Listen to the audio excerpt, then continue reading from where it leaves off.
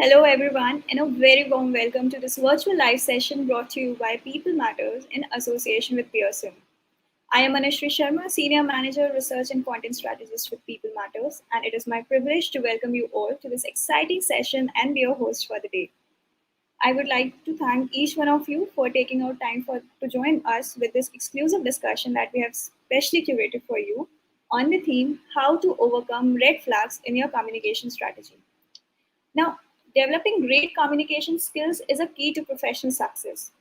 Communication skills have always been instrumental for senior leaders, but they have become equally important for aspiring leaders today. Professionals today are expected to show polished executive communication skills earlier in their careers to a wider network of audiences. So, getting work done through distributed teams, virtual workforces, and flattened hierarchies requires having outstanding strategic abilities. Yet, these skills are rarely taught, and if at all, until professionals are already in senior management. To help us to lead this conversation, we have with us the pleasure of joining Jaisley Woon, who is the Chief of People Officer, People, Culture and CSR, Fujifilm Business Innovation Singapore. Welcome, Jaisley. It's so great to have you on board with us today. Thank you, Thank you. Anusha. This is my privilege and honor to be here. Thank you. Thank you, Jaisley. And also joining us today, we have Joe Lam, who is the Managing Director, Pearson Education Asia. Welcome, Joe. So great to have you joining with us today. Hello, everyone. Very nice to meet you. Perfect. Thanks, Joe and Jaisley, for joining us, and I look forward to an exciting session ahead. But before we go ahead and delve deeper into the topic, for our audience, quick housekeeping before we start today's session. If you have any question during the session, please feel free to use the chat window. We'll bring them up towards the end of the session that we have reserved for Q&A. So stay tuned to your chat box and keep posting as many questions as you have for our speakers. And now, without any further ado, let me invite Jaisley and Joe for the Q&A session. So, Jaisley, maybe I'll start with you.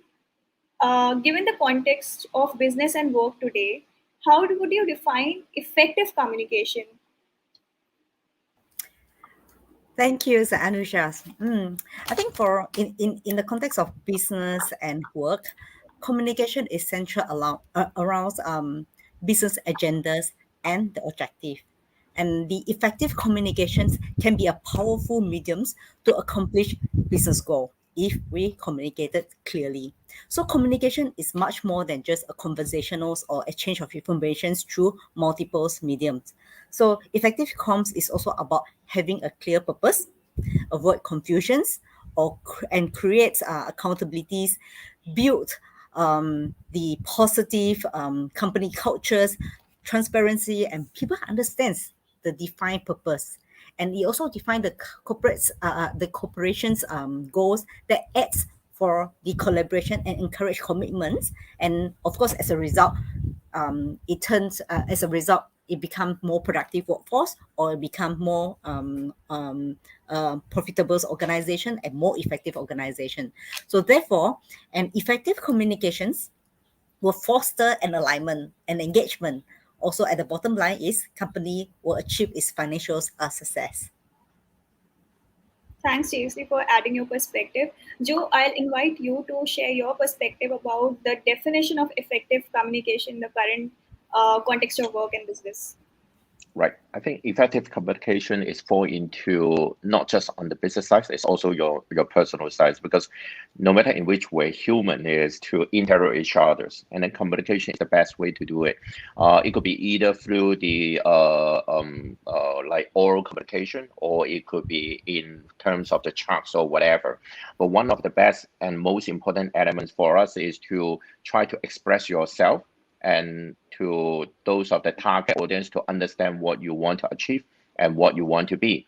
Or in some ways, you should also need to understand from the others is what types of the message they want you to receive and what you want to digest. So communication, I would say, is two ways, clearly, but two ways it means is what is the objective for each other and to understand each other. I think that is very important.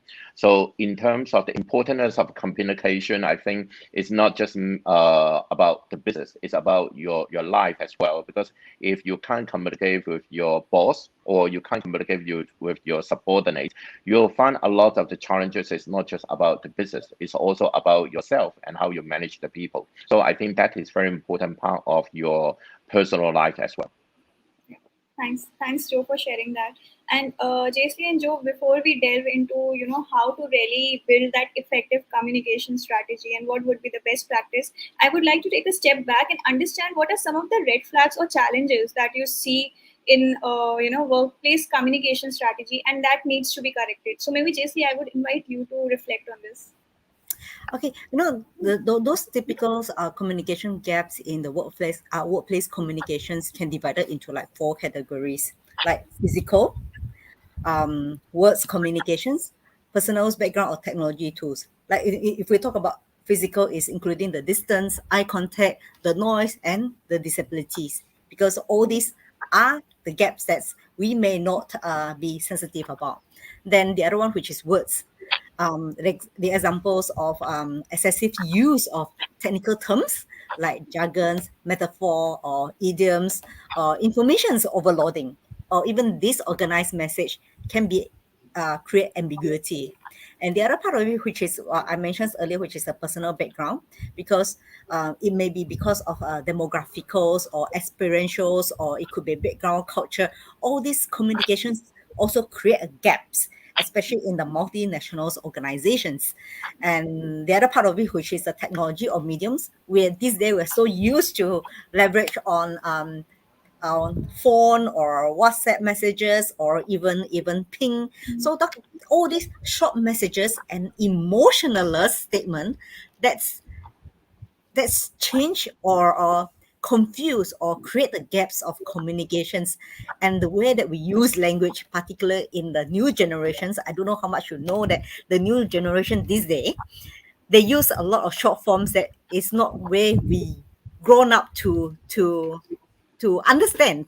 Like I don't know whether have you seen the words like FOMO, or FOMO, have you heard of FOMO? FOMO, which is that they call this FOMO Fear of is, missing out. yes, fear of missing out. And then NATO, and no actions, talk only, and TLC. So there's getting more and more these terms. And the acronym itself, it become a gap of communications. And how the workplace strategies need to correct all this. But of course, there's a formal and informal way. Of course, sometimes we know the boundaries, and happen to be in Fuji films, we emphasize a lot of communications, um, because we are quite diverse, and we believe that communication have a same line of sight is very important. If I may, I would like to share one of my company's communication strategies that we have put in place. Can I share screens? Yeah. All right, let me show you how my company's communication strategies look like. Can you all see the screen? Yeah, it's loading. Um, Jesse, would it be possible if you could just zoom it out a little? Zoom in. Yeah, Oh, sorry, it's a bit. yeah, Let me adjust it. Okay, so this is communication strategies that we have in our company. So if you see that when we come up with the comms, there is a corporate philosophy. So to overcome the communications gaps, we advocate that open, fair, and clear. So what entails this communication strategy is the purpose of it. The internal comms need.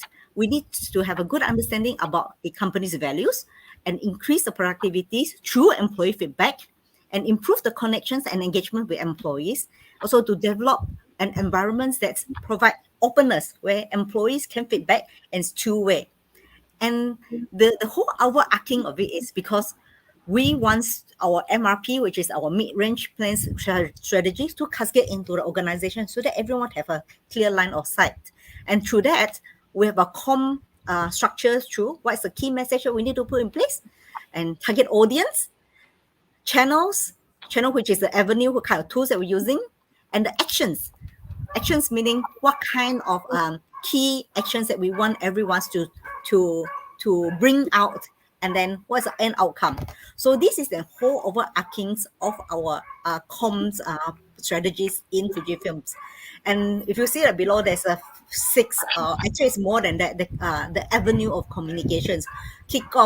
Our kickoff programs, our managers com, we have a regular monthly managers com, leadership coaching, so that we cascade the important message from organizations down to individual level, so that the leaders train the executive leaderships and then the managers, so everyone's get the insight of the company's intent. And then through town hall, and we have MD chat, which is the CEO fireside chat. So all this is the purposing of bringing the company's objective and clarity to the people's down to the horizontal level. So this is how our overarching of the comms strategies.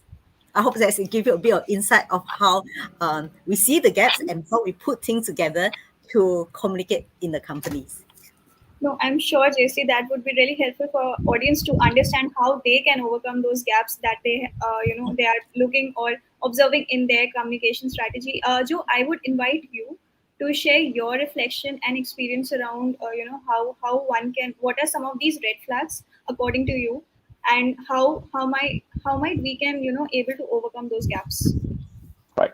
I think one of our major challenges is right now is going to the new normal, and then the less of the chances to have face-to-face interaction. I think that will be the major problem, because as what JC says, there's a lot of way of communication, including your body languages, how you can communicate with others. Now is from 3D turning to 2D, like what we are doing right now. A lot of the expression cannot be easily to express through the screen or camera, and a lot of people heavily rely on the chat box or email, whatever, to communicate, and that will dilute the whole objective of communication. Sometimes we experience quite a lot of the communication challenges. It's not just restricted to the where you want to communicate or how you would like to communicate. The challenges for most of the people is they don't know who am I, because I think that is very important thing is you need to identify what is your role in the communication. Sometimes when you try to communicate upward, downward, or you go in which different direction, you'll have the different ways of the message you want to bring to the audience. But this is the major challenges right now is because you don't have more ways to express yourself. You only restrict yourself in the way it's like either you share a screen or you have the checkbox or whatever. That will force you to go either sometimes the conversation will be too long. You cannot get to the point. I think that is the key problem.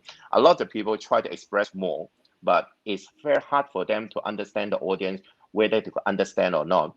But in the worst scenario is they will go around and go around, cannot get to the point. I think that is the worst part of the communication. So I think this is most of the time we experience the red flag that is happening. And of course, because of the language background differences or the cultural backgrounds differences, it causes more confusion, especially in terms of the terminology, wordings, and all this. And also, I think if you want to make sure your communication correct, you need to plan for it. I'm not a good guy in this area. I never put up any script or any writing to do any kind of the speech, whatever. But in most of the case, I would say it would be good for you to have some planning, especially for those of the important meeting, like who is your target audience, what is your role, and how you would like to reach out to those target audience to understand your message. And then finally, what you expect them to react and how do you respond to those questions. I think that is the key elements of the strategy. You need to plan well. I think most of the time we understand whatever the strategy is, the most important is the planning part. That will share 80% of your time to make sure the success of your strategy. So I think in terms of the communication strategy, it share the same purposes. Barriers and Exactly. also the communication gaps through the technology these days. Yes. and Yes, I'm sure. that is the true stuff. Is I think one of the good experiences when you have the internet problem. Like me, I'm in China, always facing some challenges. Is you can't go to full certain network, and then in the mid of the communication, you will always have some kind of the breakdown, and also especially when you share the screen. I think that will be the challenges because once you share the screen, the bandwidth will be reduced. So some pre-reading is always be good, especially if you have an internal communication. If you could share some pre-reading, and that can bridge the gap there because the time to understand, to digest your message is faster, easier. But of course, external candidates also you could do that. But I would suggest is you should put some simple points of the slide. My experience is in China, a lot of people like to put the slide is full of the works there, and I don't know whether they want to read the PowerPoint or they want you to focus on your speech. But I think the message is you keep it simple, easy to let the people digest. It's very important. Yeah, agree. And you're So back. I just yeah.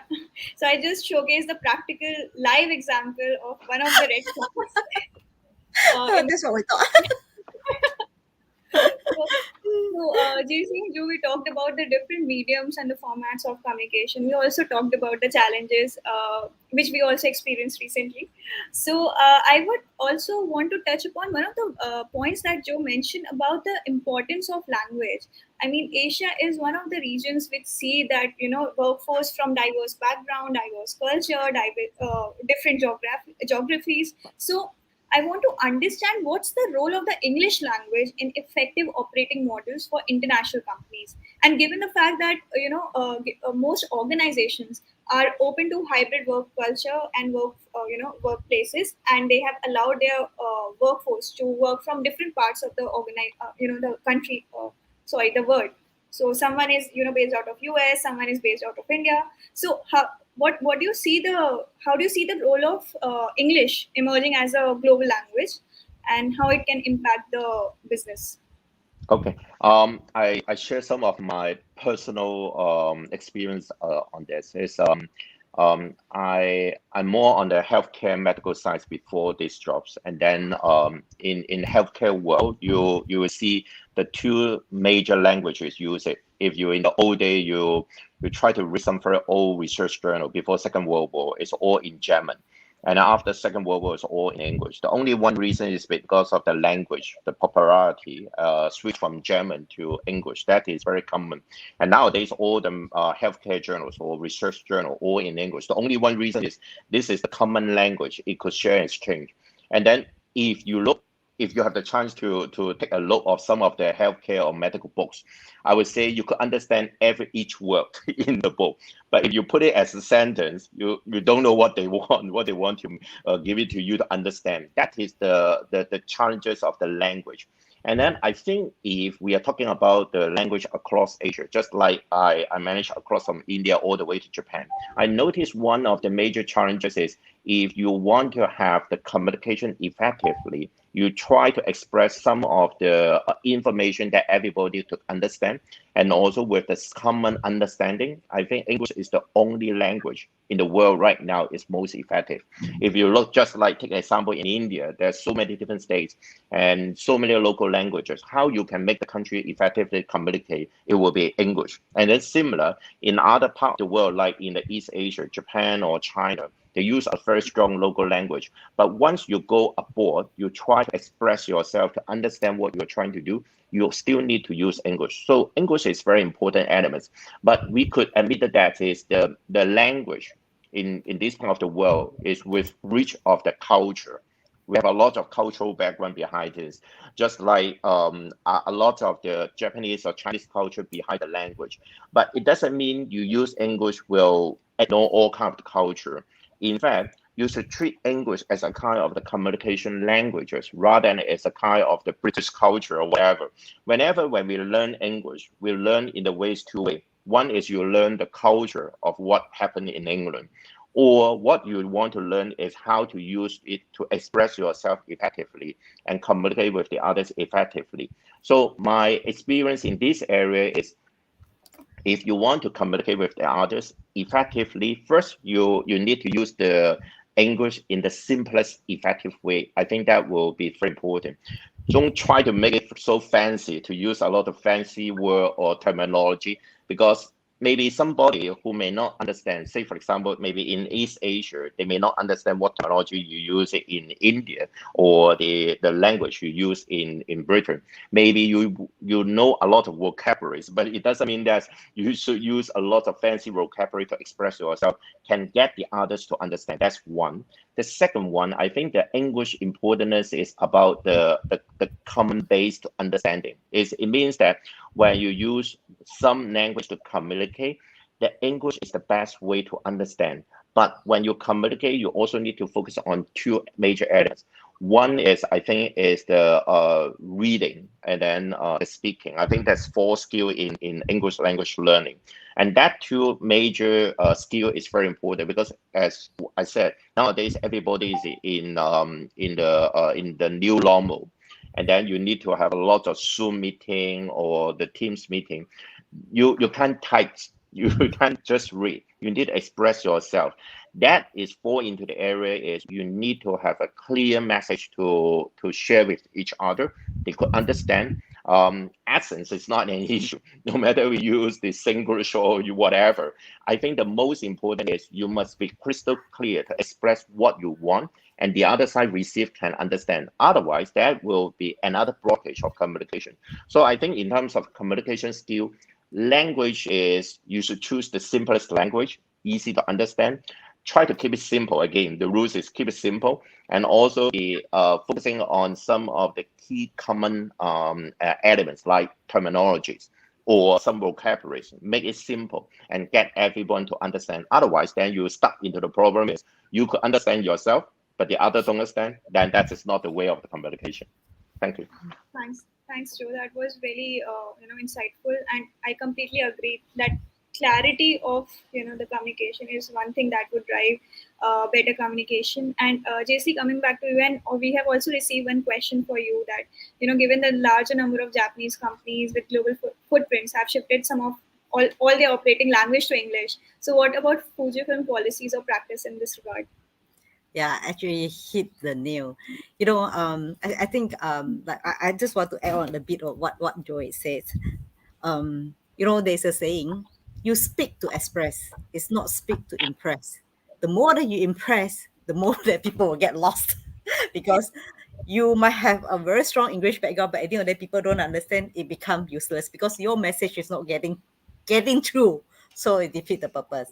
Okay, coming back to the question of my company as a Japanese-based companies, interestingly, you know what? I used to join the talent management programs in Japan. We have Japan's uh, boot camp sort of, and the talent management program divided into international talents and the other one which is the domestic Japan's talents. And the arena is if because okay, let me put it back to Fuji Film's evolution because this company has evolved since 80 years now. So the root is very, very much Japanese. So they know that the importance of becomes internationals and to have a footprint across the global. Therefore, English is an important language. And therefore, for people that they want to groom as a talent to cross border to outside Japan, they need English. Regardless, you go to Singapore, Asia Pac, or outside, it is all about English. And therefore, when I say there was a talent management program going to Japan, there's two group. One is internationals talents, and the other one is Japan domestic talents. And we put them together. There's no way that we communicate because they have evolved since 80 years ago. From legacies films business to now, which is already more than just film business. So the the evolution of change is they see the needs and therefore they mandate that English as a common language in careers growth opportunity. That's why even today, if you're very good in what you're doing, but you can't speak English, they can't grow you to expanded role beyond domestic. And by putting and foreign talents into the group of domestic talents in Japan, it kind of get them more exposure and seeing the world differently. So in Fujifilms, the programs that we have undergo was to have global talents exchange, where the locals, non-Japanese going to overseas, no, going to Japan, is to bring the external English or non-Japanese cultures into the environment, so that they kind of force them to embrace a new language. And then those who can speak move out and getting the opportunity to work outside of the domestic Japan's, so that they can uplift and elevate the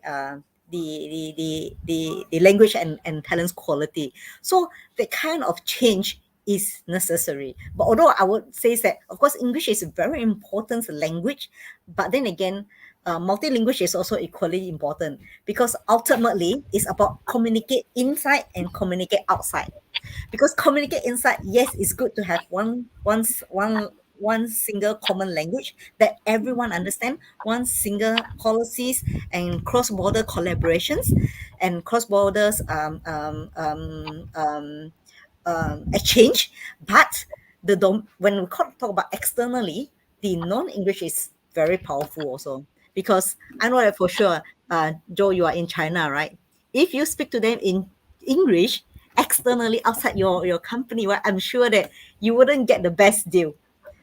And ironically, humans are human. If you speak the same language in a foreign land, they will see you as ah.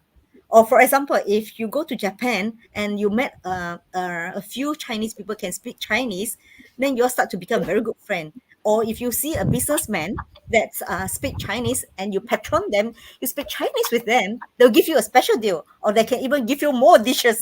You know, the kind of language is a very interesting thing. But in the corporate world, yes, we advocate for one single lingual, but to face the external, to get more market share, to penetrate into external, local language is still very important. That's we still advocate for it, and therefore, to have a balance of this language is very important. Very well said, JSP. And I feel that language plays a very important role to bring that inclusiveness in your organization culture. I mean, that is also there, but like you mentioned about, a Chinese person meeting a Chinese person in a foreign land, and then they speak Chinese and they become best of friends. So I think that plays a very important role in building that inclusivity and bringing inclusivity and belongingness in the culture. So very rightly said there. So my next question would be, JC and Joe, would be now we have talked a lot about the challenges and the role of a global operating language. How do you build those skills in your organization? So, is there any processes or any practices that you would want to share, or maybe if you can reflect upon some of the tools and strategies that organization can access to build that right skilling program for building right communication strategy? Okay, I go first. I think that is the no specific way say 100% is correct to build a kind of the communication strategy. It depends on the role and then the person itself. And in our company, we are focusing in two areas. One, of course, when we do the recruitment, we expect the person who equipped with the basic language skill, which is sufficient enough to perform their jobs. That's one. The second one is after they enroll to the jobs, and then we'll provide a certain level of the training for them to understand. Though Jason mentioned about is the terminology, because each company there's a lot of different terminology that you need to follow, you need to understand, and then by then you could make yourself easiest to communicate with the others internally. But third, most important, the communication strategy that we build with our staff is to look into what kind of role that you are. Let's say, for example, if you're in the marketing role and you're focusing on the new media communication, especially right now, it's very popular in China. You have the live broadcasting, you are promoting your product, all this. And that types of the skill that you require is you need to do a lot of research and understanding of you, what is your customer want, what is your customer needs, and what kind of the driving factors or what kind of the unique selling point that you have to drive the people interested in it. And that is a set of the special skill that's required to equip with. It's not just about the communication, because beyond the communication, you need to know about the market, you need to know about the customer, you need to know about the trend. That will be part of the communication of that. But of course, on the other hand, if we deal with some of our internal the staff is dealing with, like, we don't have technical staff. Most of the time we are more editorial staff. So when we deal with the editorial, we are talking about is what kind of the language skill that you require. It's just like going back your school time when you talk about is, say, what kind of grammar skill and all this. But of course, the key point of that is looking into it is that what kind of the role you are and what communication targets that you would like to achieve, no matter you're dealing with internal or external. Then you need to equip with the different set of the knowledge and then the skill there. And that is follow the principle of the strategy. Strategy principle is one is you need to do a very good research of yourself. You need to understand who is your target audiences, and then what is your role and how you would like to serve them, and what is the communication you require. And going back to language, what language you would like to use, and then in terms of that languages, how you would like to equip yourself and make sure your the terminology, your essence or information could reach with the target audience and match with their needs. Otherwise, then you may not be able to communicate with them. As what one of the example Jesse says is about, say, if you are the Chinese, you want to get a good deal, you speak in Chinese. Similar, when you sell something to your target audience, you must be part of their game. They need to know you understand what they need. Then that is the communication skill that you require to equip. The best way to do it is you are part of the program. You use the terminology, you use the way to communicate. That is so simple. So same thing happen everywhere. Just like if you want to have a good durian in KL, what you need to do, you speak a bit of the Bahasa. Maybe you can get a good deal. You can get this that 10 ringgit. You can get a lot of the D24. But that is exactly is the point is you need to do some good research before you start. And then once you have that, continue to keep on receiving the message and do some of the study to understand what kind of the customer respond to your previous communication. Then you will fine tune it. It's a continuous improvement processes. So I think communication skill is not one off. It's not just the training, but it will require you to do some research. You need to adapt and improve. So it's more like a kind of a cycle. That is how we would like to provide to our staff. But I think that is also be very important for most of the people to use the same way to improve the communication skill there. Thanks so for sharing that. JC, I'll invite you and understand how your organization is building those language skills that lead to a better and clear communication strategy. Okay, actually, I quite echo what Joe has said. I think any language that we adopting or trying to learn is typically fall into the four area, right? Which is listening, speaking, reading, and writing. Of course, most of the time in the corporate environments, communications fall under like 90% are written and verbals. And of course, we do listen, but in terms of how we apply it. So to lead a better or clear communication at workplace, so it is important that the information is transmitted clearly. If not, we wouldn't achieve the outcome. So like I said earlier, where Fujifilm's our communication strategy is open, fair, and clear. So keep it simple, like what Joe has says, because simple is a key. You know, especially in my environments, the more robust or bombastic words that you use, it wouldn't help to cascade the message. And and on the other part is the leadership also need to understand their role as a communicator, because communication is not just like blasting emails or blasting comms, but leaders need to interpret the informations and and and train them to uh, the one that who not just deliver the message but also to listen and interpret and bring up the message.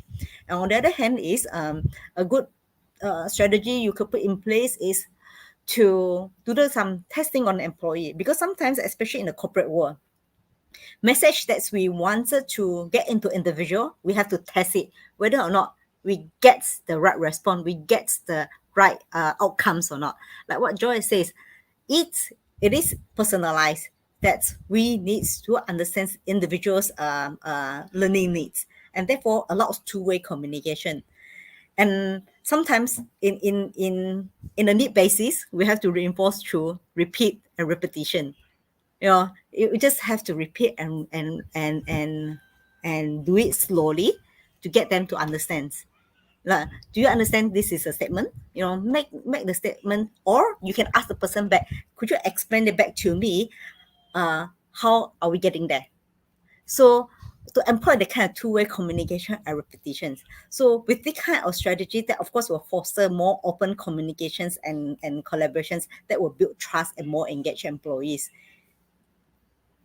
That's what I find. You are on mute, Anushri. Yeah, sorry. You're I'm so testing sorry the about system again. that.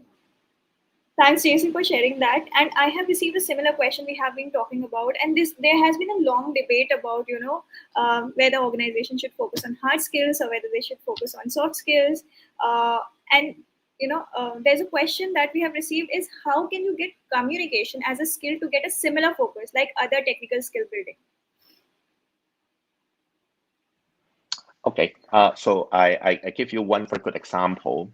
If you're in medical school, that's a specific subject in this area. You think about all the medical doctor, they will train anatomy, physiology, all this.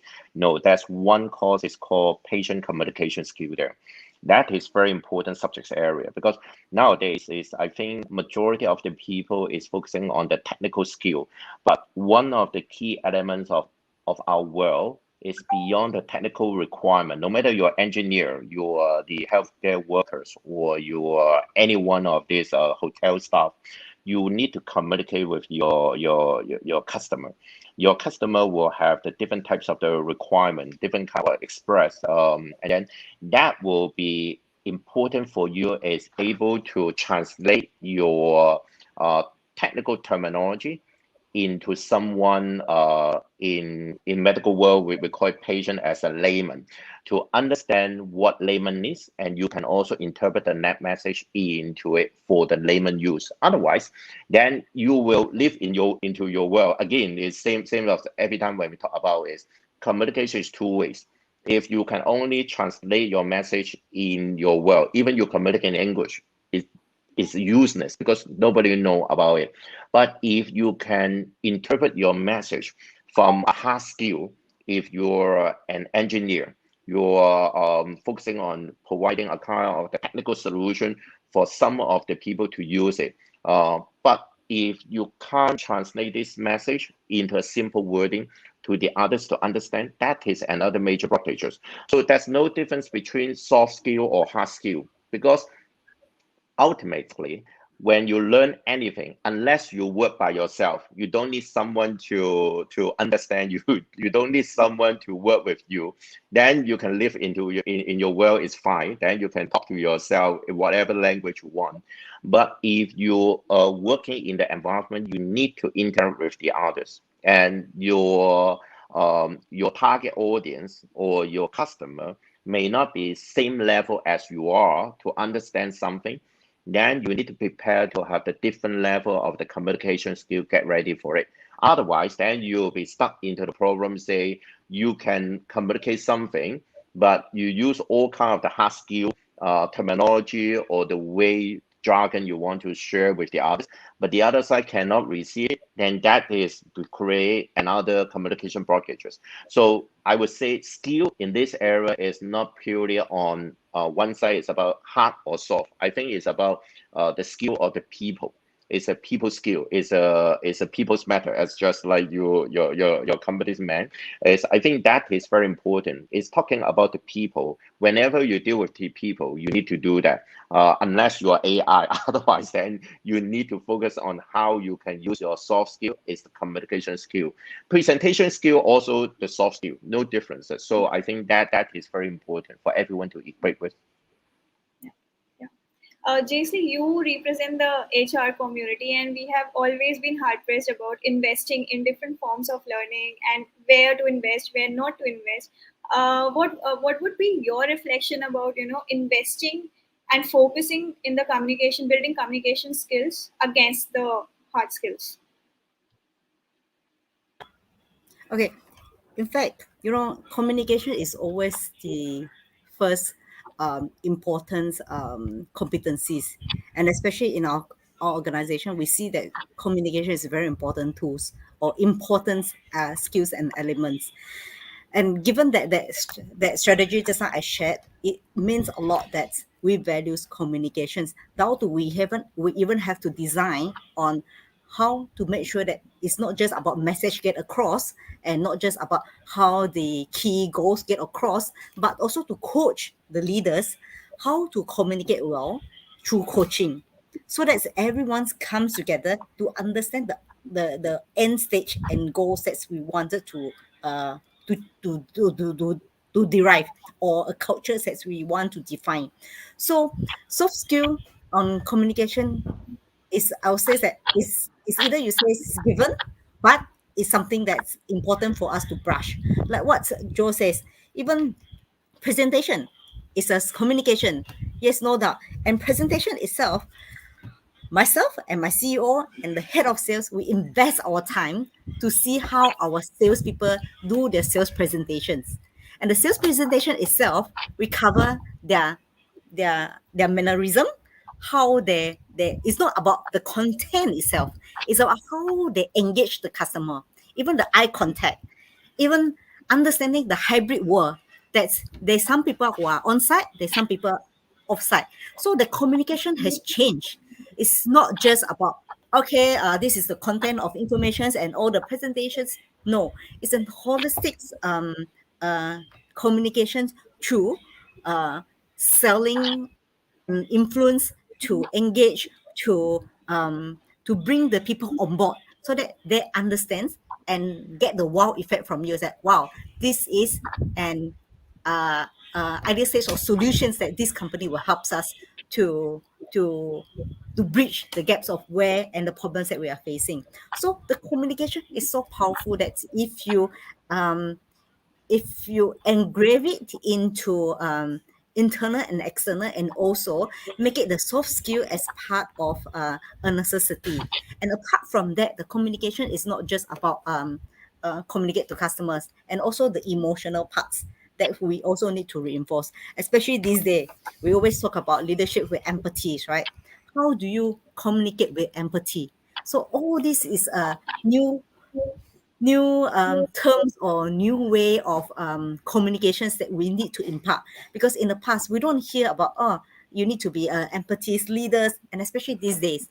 So we have to invest in our people, and I invest my time and together with my CEO to do empathy coachings to the leaders, to tell the managers how do we engage our people by empathizing them, especially this particular time. And so that's we can um, create the bonding and the trust in the organization. So I feel that the whole communication soft skill itself cover more than just to the customers, internal employees, and personal level. So it's a very holistic things that's it it covers our life, I would say.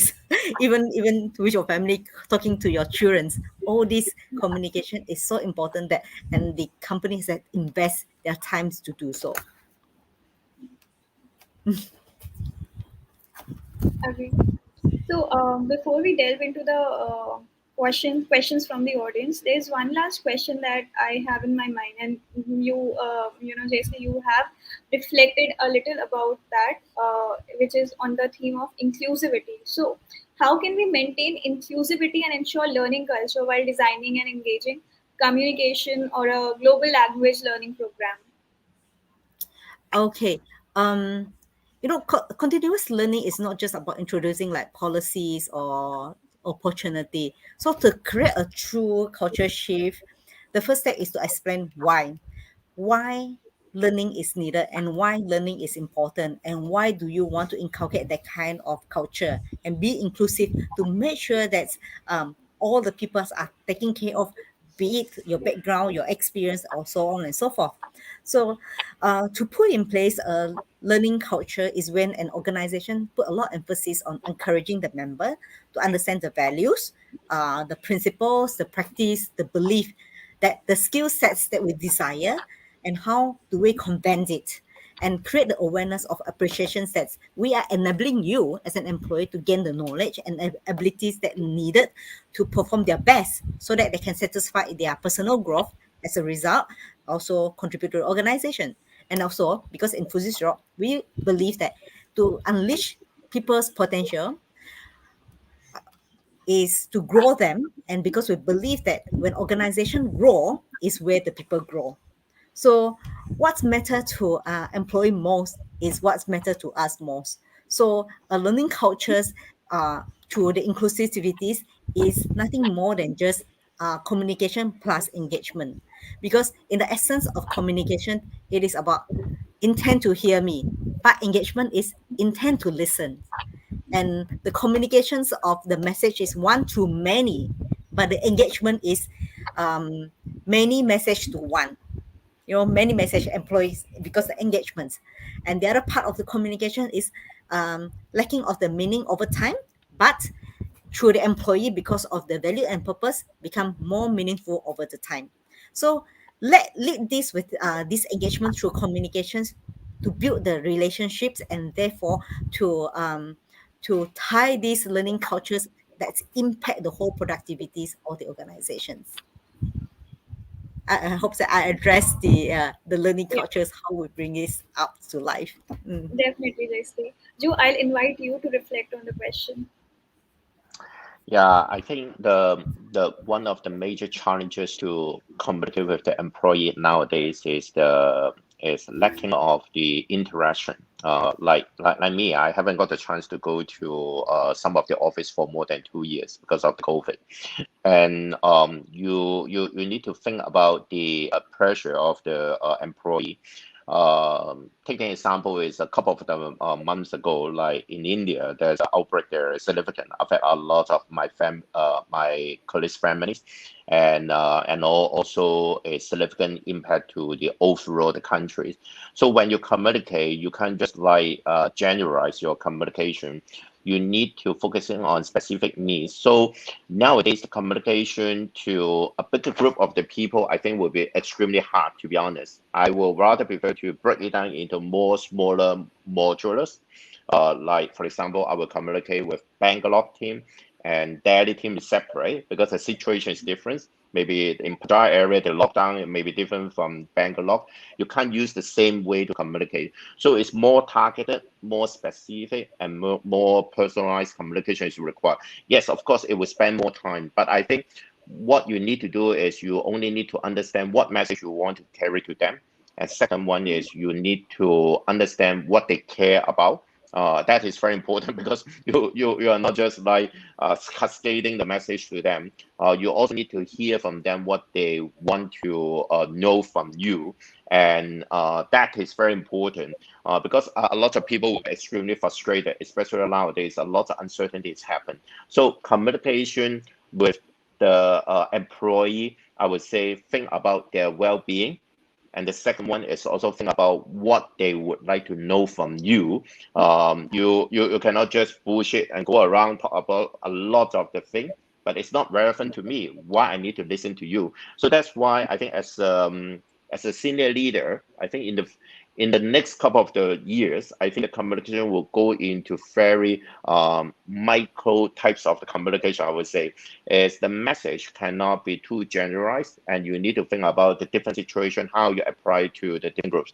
Otherwise, then you will be stuck with the problem is the a large group of employees don't understand what you want to cascade, and the smaller group to understand, but again, they may not be able to fulfill your objectives. So I think this is what we are facing right now, the challenges, and we need to adapt it and adjust it, especially during the new situation. And also it's evolving, to be honest. The situation evolving every day is different.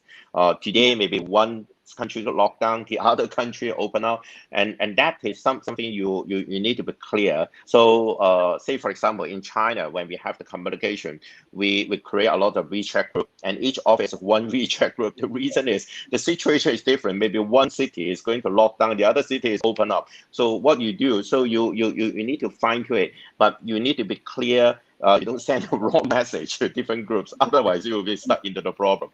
So I think this is all what we need to do, is plan well before you communicate, but you need to understand what they want and constantly keep in touch with HR and to understand each one of the group what they want to hear from you. Then you prepare it. I think it will be the best way to deal with the situation. Yeah, I can I fully think resonate, what Joe said, because being a HR, we see office close, open, and then we schedule the meeting, which is face to face. We have forums, we have training, then suddenly then things close again. So it's like keep changing here and there. I kind of learned that HR need to be very agile, and you need to like quickly switch on and switch off, and think of a immediate BCP plan. What is the contingencies if today sudden close shop, sudden opens again, and immediately you have to look at all the calendars and see, okay, when are we going to have the workshop, and when is the face to face time. All this have to swiftly change. And even like I says, because I have a coaching, I coach the directors and a bunch of managers every month. So we say that, oh, coaching is the best done through face to face. But with this switch change, we have to say, okay, now we let's do online.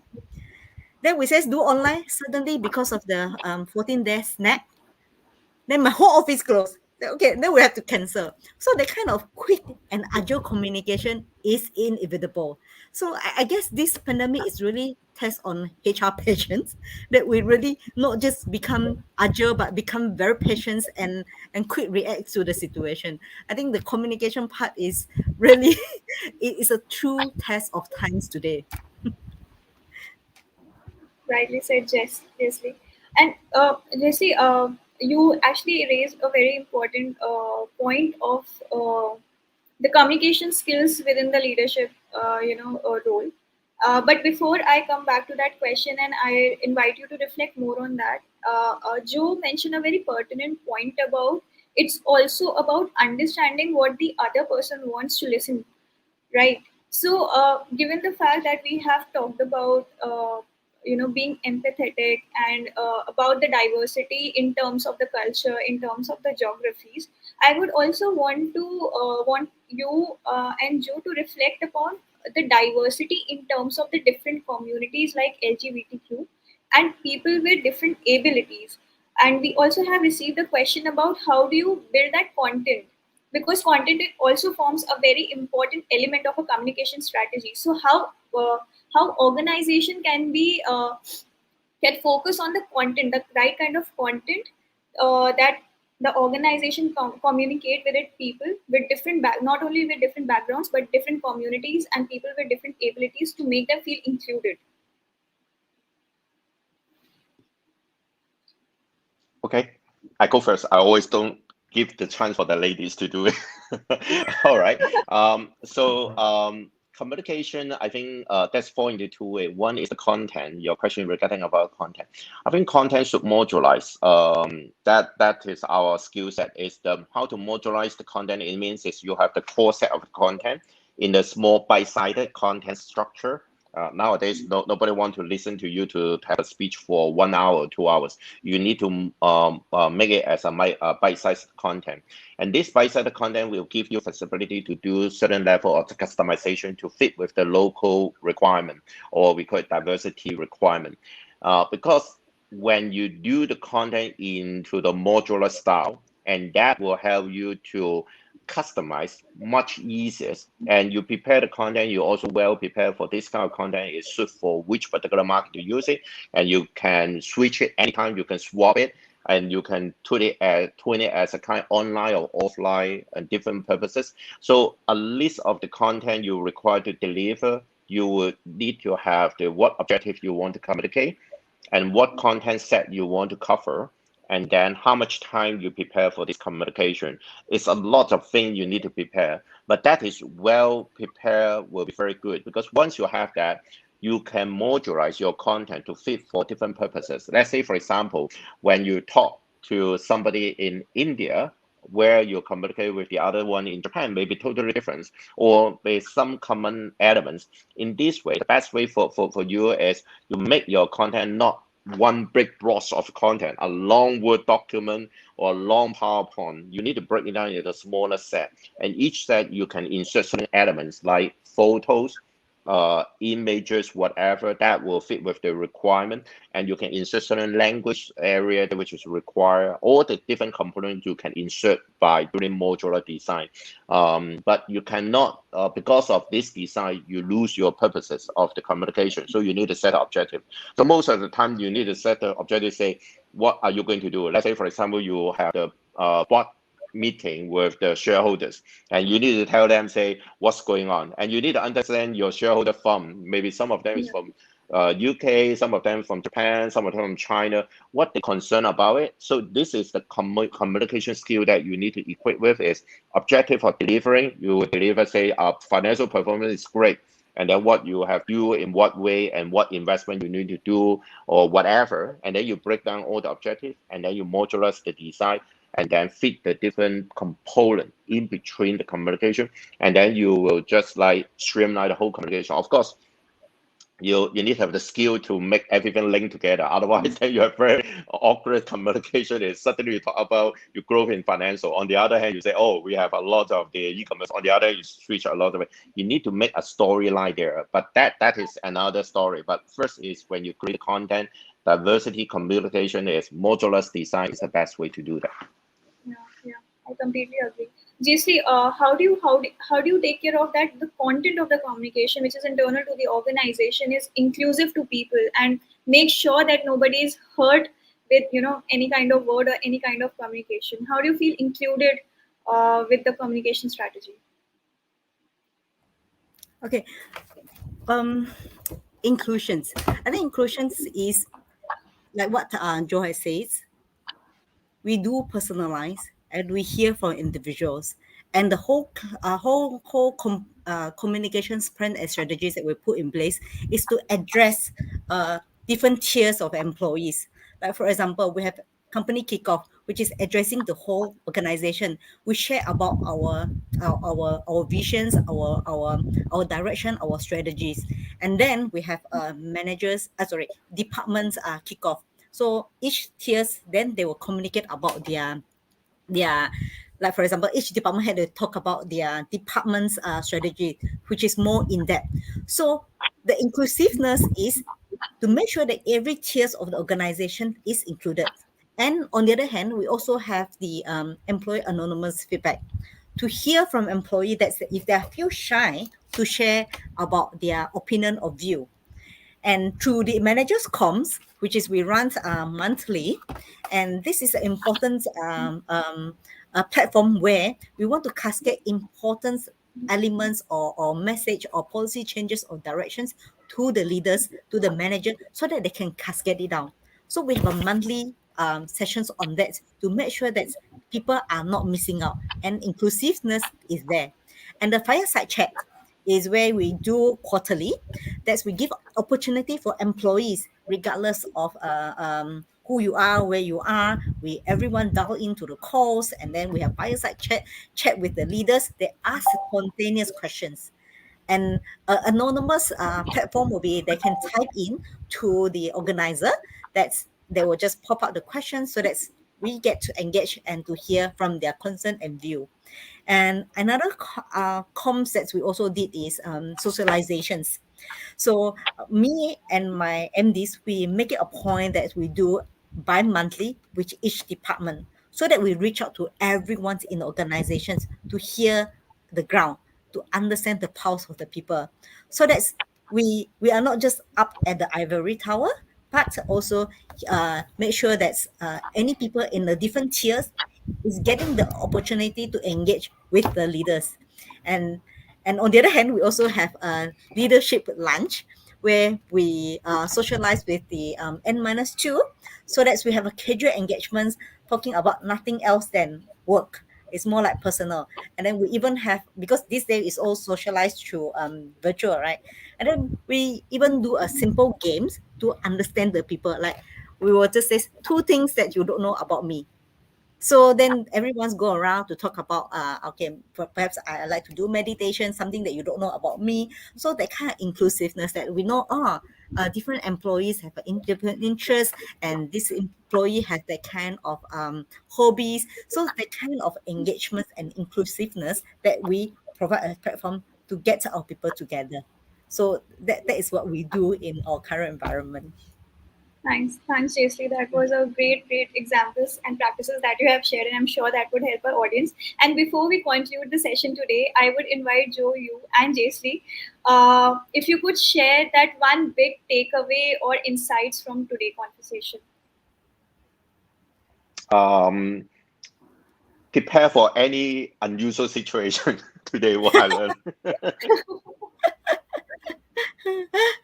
I learned from Joe that be agile and be be personalized and react to circumstances differently and engage different audience with a different needs. I think he pointed quite a lot from the point that he's experienced at work. I think that was very good. Yeah. Thank you so much, Joe and Jayashree, for great insights.